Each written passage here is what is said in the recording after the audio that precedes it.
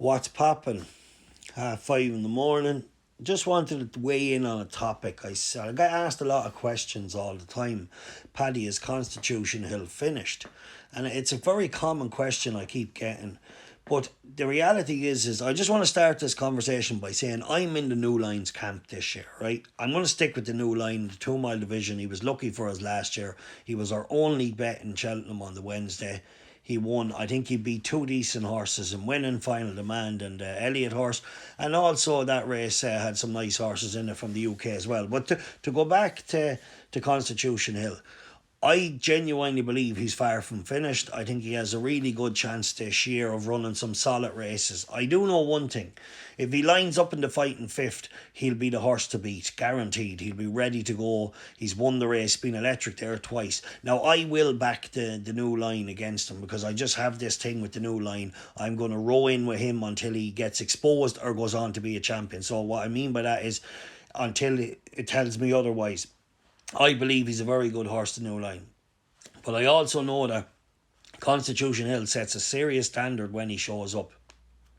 Now let's go back to what happened with Constitution Hill. So last season kind of fell apart.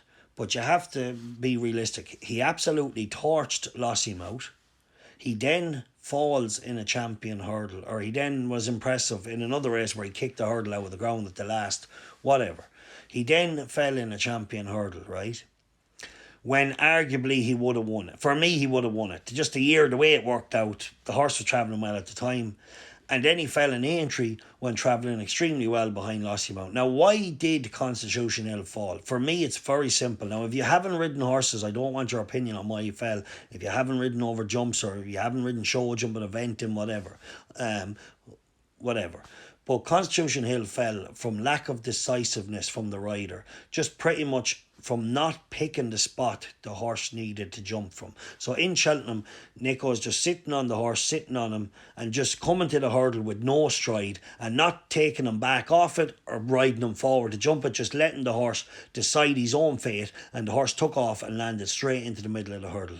Just indecisive riding, not picking the spot for the horse. Same shit in Aintree. Tracking horses through, no stride, rider sits there like a big banana, horse dives again, falls.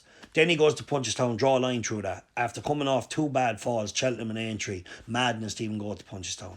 But that's what you do when things don't go to plan. We all do it. When things don't go to plan, sometimes you make knee-jerk reactions. But the answer to everyone's question is Constitution Hill is clearly absolutely not finished this season.